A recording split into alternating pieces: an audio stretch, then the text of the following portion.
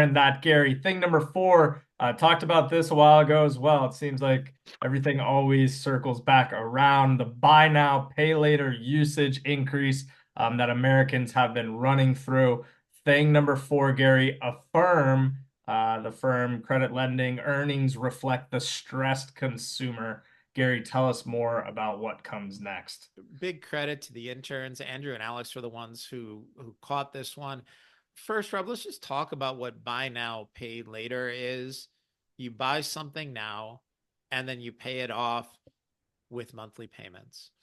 And if you pay on time, it doesn't really cost you much more. But if you're late on anything, then they start charging you a huge amount of interest. Does that remind you of anything?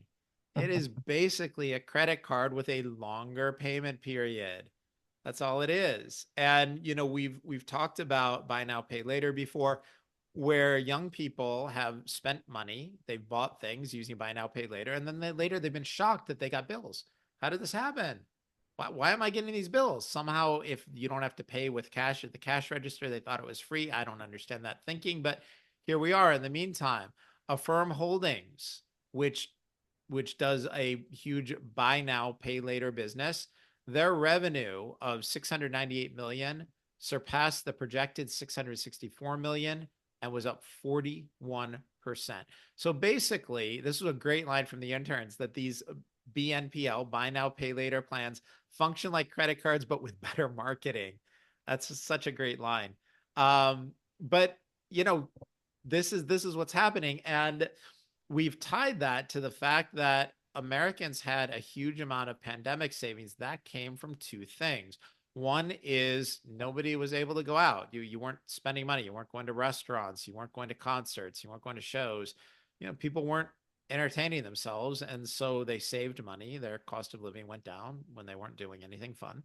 And then the government sent out stimulus checks. Well, somehow almost $2.5 trillion of those savings have disappeared from 2021 through now, and people have burned through their pandemic savings, and buy now pay later use is skyrocketing, and those things are definitely tied. Gary, with that being said, you talk about a looming credit crisis, right? Is this kind of what you're talking about at the top of the show?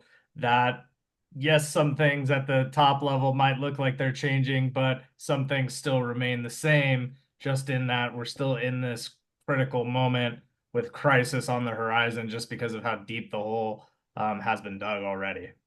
I think there's a misperception on credit card debt. Earlier this year, people got very excited by the fact that credit card debt surpassed $1 trillion. It set an all time high, and everyone said, oh no, we're all going to go bankrupt. But the thing that people were forgetting is that inflation matters here, that $1 trillion isn't as much as it was 5 years ago. I mean, it's a huge amount of money, but that's total US credit card debt.